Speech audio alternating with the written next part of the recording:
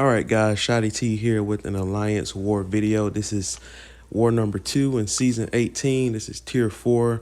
It slipped my mind to record the first War of the season. After I had finished Act 6, I said I would post more War videos. That way you can get an idea of dealing with different paths and using different champs for different counters. But in this one, I take the All or Nothing path, path 6 in Tier 1, and the Buffet Masochism path, Tier 2, which is path number 1. So first opponent here, we have Hyperion, and you can see this is a textbook matchup for Dr. Doom. I mean, the fight is over before I even had a chance to commentate on it.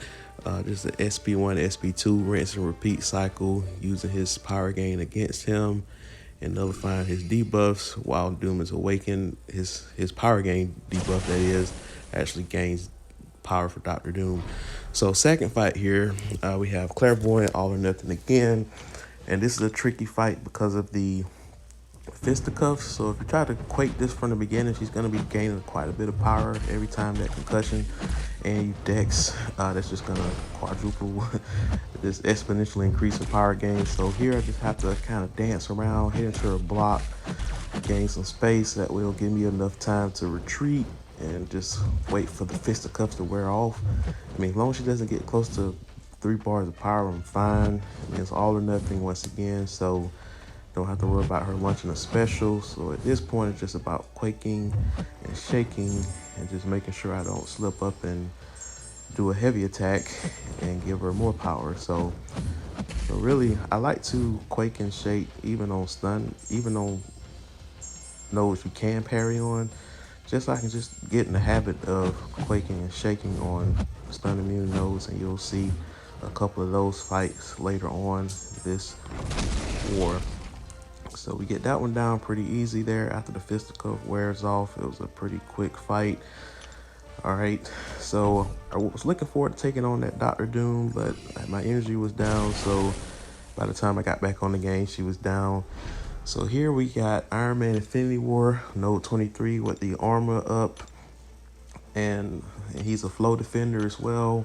I do have an individual video showing Human Torch against Iron Man Infinity War.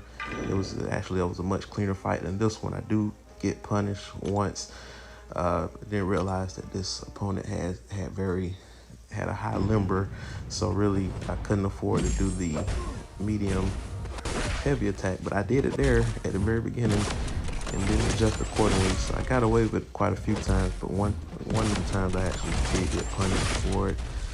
But the reason why he's a great matchup, as I explained in the other videos, that his medium attacks, when you parry it, actually gains a smolder charge and it increases temperature. So that makes the incinerate effect more potent and last longer, and also get to your Nova Flames quicker if you're aggressive enough. But of course you have to worry about the flow, so you can't be too aggressive, and of course you got that armor gain, so you don't want to get auto blocked either. So the best course of action is just to keep doing the medium attacks and the heavy attacks to go along with it to maximize the incinerates and let that pretty much kill them versus your standard attack. So I do a double heavy in the corner there, and that's a little pro tip that you can do that, and it'll work every time as long as they don't have a bar of power. All right, so there I did try to do the combo there. And at this point, okay, let me just give him launch the special while I have the adrenaline mechanic. Since he's a 6-star, I can gain some of that lost health back, and also generate some Nova Flame on this guy, and that pretty much kills the last 20% of him. I pretty much get one more heavy attack in there and he's dead. I mean, watch that health just melt away, and it's crazy. And the power sting from the special launch helped that too. And as you guys saw, I did do the 10% boost because of the fights that are ahead. So that's going to take the case of the majority of the rest of the fights, except for the final boss fight. So we got a Korg here. I started to use Human Torch because he also deals energy attacks, so you don't have to worry about the thorns, but so does Doom. And with Human Torch, if you incinerate the opponent, they're just going to gain health, and I'm not going to be able to keep up those incinerate debuffs enough to offset the healing And also, this particular node prevents power reversing. You can only block healing, so it helps with his ability to reverse healing. So in this case, I just decided to keep it simple with Dr. Doom. Um, Korg is immune to shock, so I don't have to worry about placing shock debuffs on Korg and him gaining health as a result of that. So I basically just keep this fight very simple, hold my block at times to bait his heavy, and I don't have to worry about thorn damage. Once again, he does touch me up once, but then I punish him with the SP3, and I decided to get a little greedy with SP2. I knew he was going to gain health. I just thought it was going to still kill him, but it's okay. But he's done there. So he only took 5% of my health with that two hit combo that I took.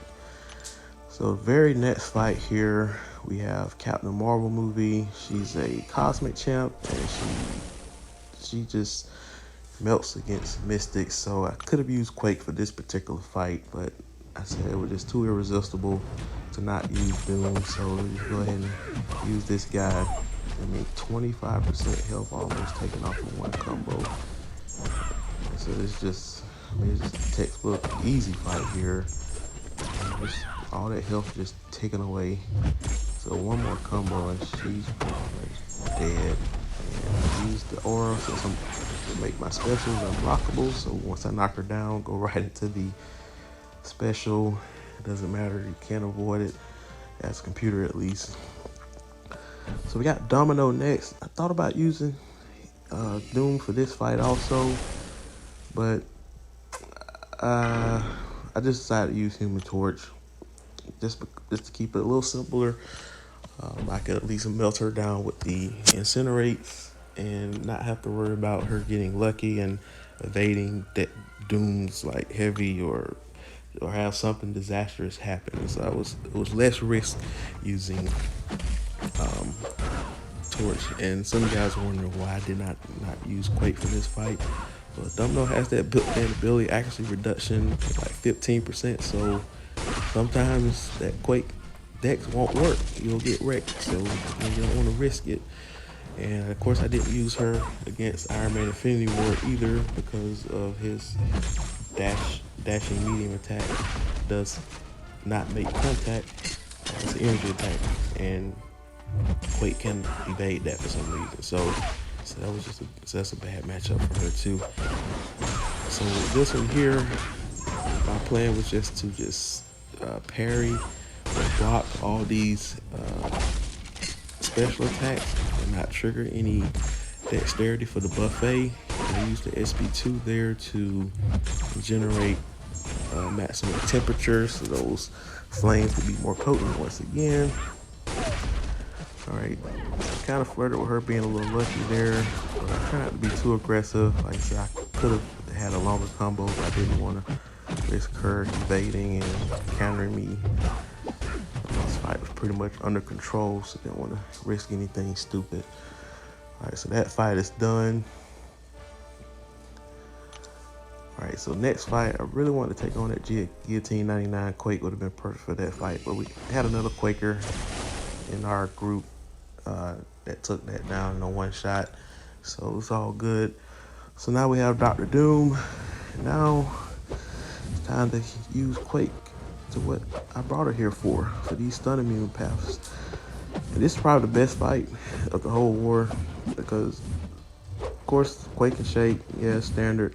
But a lot of these times when I'm on these Quake and Shake stun immune nodes, I'll probably take one or two block hits per fight, or get hit randomly.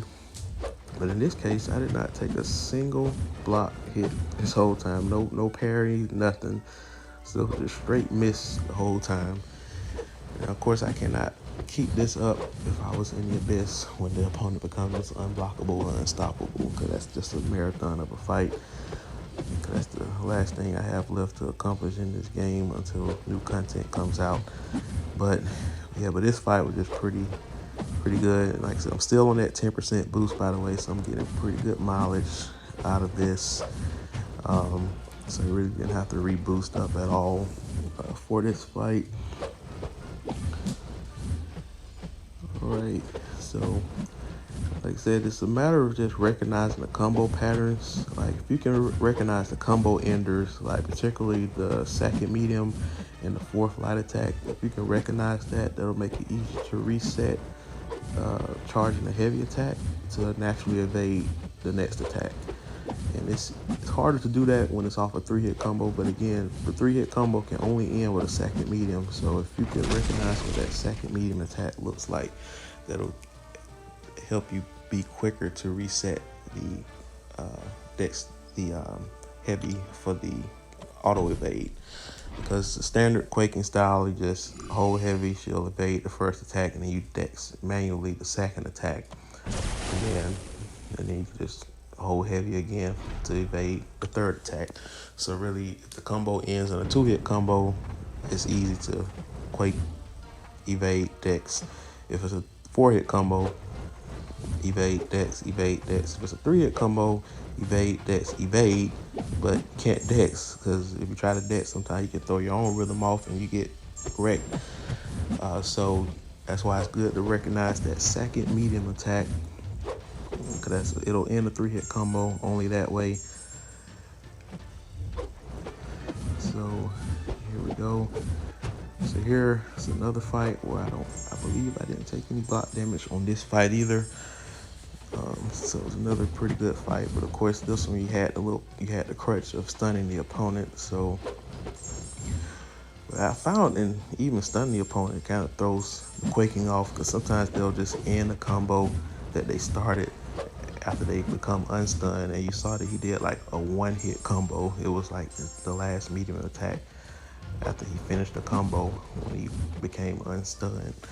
But it's all good. I've gotten used to that now, so I have to anticipate them finishing the combo after coming out the stun, if they don't go back and reset. Like if they go back and reset, then they're just gonna restart the combo. But one more aftershock charge should do it here. All right, and in the bin. All right, so got one more fight with this boost before I go to bed for the night, and it's gonna be Warlock. Now he's a flow defender, and this node is a pain in the neck if you do not have the right counter. There are very few counters to this Warlock on this node, because you have to deal with the infection for one. So if you have willpower, or if you get the debuff on you with his shock or his armor break, then you're just gonna be degenerating and losing power at the same time. And if you're hitting him, he's going to be gaining power with the flow if you get a critical hit off of him. So the best way to just bypass all that fun and interactive damage is to just use Quake. so that's why you see me do this here. Now, Guillotine 99 can work for this fight as well, because you don't have to worry about willpower as a robot. They don't heal off of debuffs.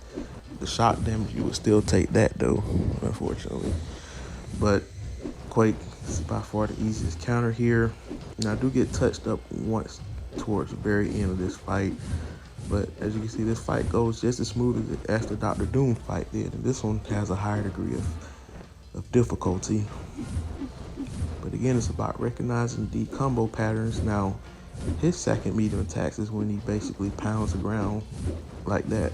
So again, you just recognize when a 2, 3, or 4 or 5-hit combo ends with that attack. That way you can reset your Quake charge or your heavy attack at that point. And also recognize what his fourth light attack looks like. And you saw that just a while ago. It's like a jump kick to the chest type of deal. You'll see it one more time, I believe, before this fight is over. Let's see, I think you see it one more time. Could be wrong. Yeah, it keeps doing the double medium enders now. Another 4-hit medium, double medium there. 2-hit, 3-hit. There it is, the drop kick. So that's the fourth light attack there for him. So again, like I said, I get tagged once towards the very end of this fight. At this point, I was hoping that the last aftershock killed him there, but still got a little bit more work to do. But that's the end of the fight. All right, so I wake up the next morning and realize that the other opponent basically cleared all of our defense, and we have more deaths than they do. So the war is already lost. So I decided not to reset any other boosts. So for this one, I use Human Torch with the pre-fight ability, the Nova Flames. So it's a good opportunity to test what it would be like to not boost, especially if I face a Man-Thing boss in the future. So at least that lets me know that it can be done. Now this boss, this user has a high level of Mystic Dispersion, because every time I had a debuff that expired on me, he gained a pretty good chunk of power. And when Man-Thing launches his special attack, he gives you those little spore, those pod debuffs, and every time when a buff, in this case it counts as a buff, so if it gets nullified or if it expires, he actually gains power that way. And if it bursts on you, not only will he gain power, but you'll also be inflicted with a poison and a armor break debuff.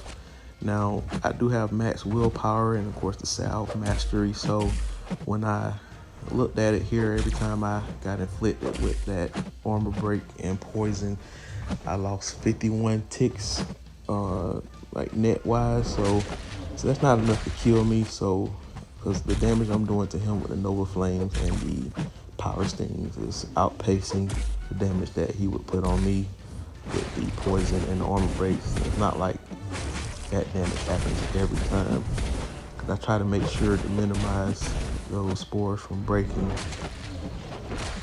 So as you can see, I have 60%, he has 46% go. Now timing is starting to become a slight issue, because it's like on pace to come down to the very end. But this SB3 kind of helps put things more under control there. I was worried that it might push him to SB3, but I calculated the power gain enough to know that it wasn't going to quite put him there unless I had another buff expire on me. And AI is more cooperative now. It took a big chunk out of himself there with the Power Sting. Alright, so there we go. Nice intercept. I do get quite a double interception there. So now we're just waiting for the bait. Another special, waiting for another special, waiting for a special, waiting for a special, and there we go. Sometimes this AI just gets so passive at times, it's crazy. But yeah, I feel pretty good about this fight at this point in time. Another intercept, SP1 in the end. We have a one shot of Man-Thing with no boost. So hope you guys enjoy, subscribe. Like I said, we end up losing the war. I'd rather get a win and perform like this than perform like this and lose. But luckily, we got it done before the maintenance expired.